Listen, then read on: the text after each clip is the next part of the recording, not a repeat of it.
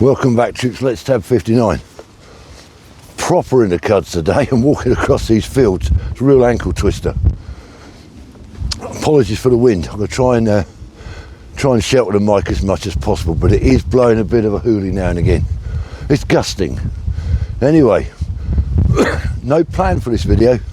I was just out tabbing, just thinking of things like you do when you're on your own, you're walking about. And I want to chat about Generation Z, or Z, Gen Z. All these different names for generations. Don't know when all that start happening. Apparently I'm a boomer. 1959, so I caught the end of the boomer generation, apparently. And of course it's Gen X, isn't it? Then what was it after Gen X? Millennials? Well, anyway, Gen Z is the young generation at the moment. And I was thinking about them, and they're getting a bit of a bashing, the old Gen Z. They get called snowflakes and melts, and they're weak, and I don't know, all this stuff. They're getting a bit of an hard time. And it got me thinking about that, about how generations before, like boomers, like Gen X, look down on these newer generations and give them a slag, and we had it tougher in our day. Yeah, so things might have been tougher, different I think they were. Now here's an example. So I'm a boomer, right? And I think that's supposed to be, apparently, a reasonably strong generation, boomers and Gen X. But when I was 17, going through basic training, and it got to our pass out parade day, and my parents arrived, and during the daytime they were taken around and shown our accommodation where we were staying, and a few other bits and pieces before the parade happened. I remember my dad, obviously a veteran, he joined up in 49, done a few years, seen a bit, and his brother was with him, my uncle, who was a D-Day veteran, Ox and Bucks Light Infantry, and they were wandering around the barrack block. I wasn't there. When I saw them afterwards, they said, "Well, you youngsters, you know how good you've got it. You've got sheets on your bed. When did they start giving soldiers sheets to sleep in?" They saw that as a luxury. And he said, "Oh, you're weak." So we were weak, according to my dad's generation. And I think that's what happens. And poor old Gen Z are getting a bashing. Now, I don't think they're weak. And I'll tell you why. Of course there's weak in all generations, in all walks of life, all societies, weak people. But you can't label Gen Z across the board as weak. You just can't. I think Gen Z are better informed. I think that's one reason. I want to talk about Gen Z and joining the military, because we're not recruiting in the military. I've spoken about this before. Lots of people are speaking about the UK military, British Armed Forces are not recruiting, on why. And a lot of them are blaming Gen Z. They don't want to join up. I don't blame them.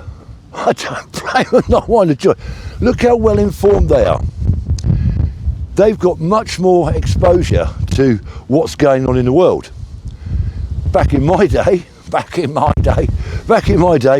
I wasn't interested in politics or I'm still not really interested in politics, to be honest, but I wasn't really aware of what was going on in the world. Because we didn't have the internet, obviously. We didn't have 24-hour TV back then when I joined up.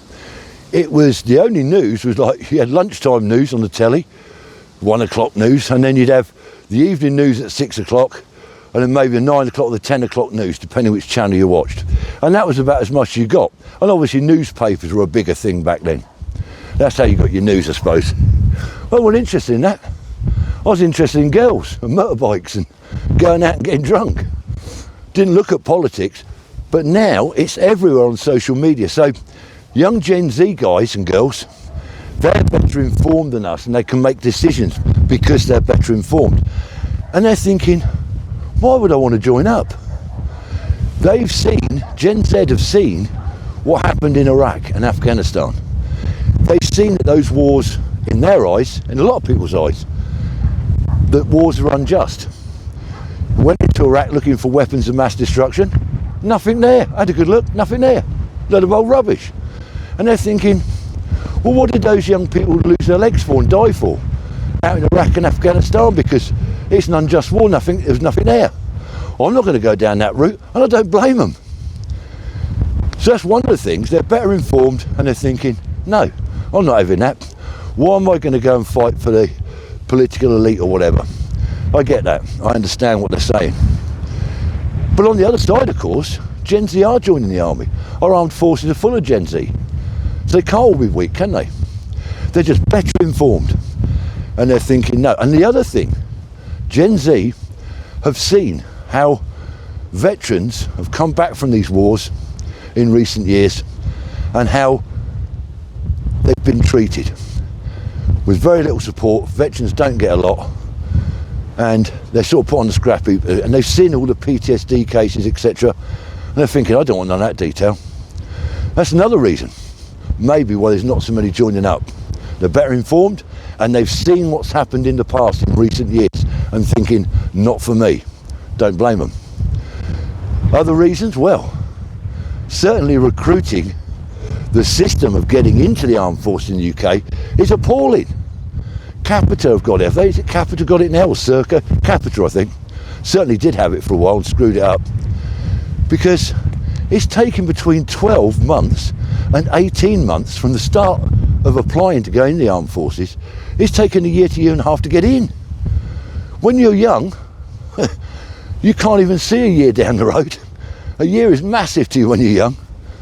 Time flies when you get older. When you're young, if you've got to wait 12 to 18 months to get in the armed forces, you're going to think, sod that, it's got to be something else, they'll do something else. And they give up. I bet the British Armed Forces is losing a lot of recruits because they just can't be asked to hang around for 18 months to get in the forces. And of course the pay's not great. If you look at pay in other sectors in the UK, the armed forces is not the best. Certainly not the starting pay anyway. So that's another one. So yeah, Gen Z, no. I don't think they're weak, not at all. I think they're just better informed, and I think we're letting that generation down. And we're giving them an hard time and they don't need it. So if any Gen Z are watching this, and I don't think Gen Z do watch my channel, I don't blame them. Some old fart walking about talking rubbish. But if any Gen Z are watching it, I'm on your side. Don't worry about it. Do what you got to do. Enjoy your life. Of course, I think the other worrying factor now as well for recruiting could be the threat of going into Ukraine. I don't think we will, but the government at the moment seems to be quite keen to get us in there, and I don't think that's a thrilling prospect for many young people to join up, because they don't see that it's anything to do with us. Maybe that's the conclusion they've drawn. So anyway, little rant, off the cuff, no script, just in my head, talking about Gen Z.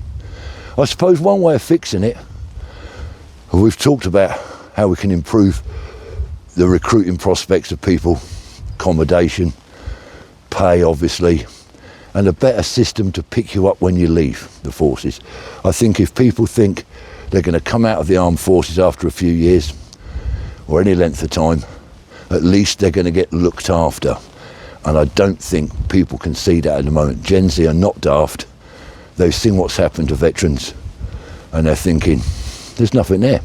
If I do 3 or 4 years and come out, what support am I going to get? So they're not daft.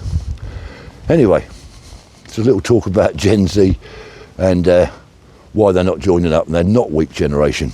I think all the generations are weak. They get called weak by the previous generations. So that's it. Right.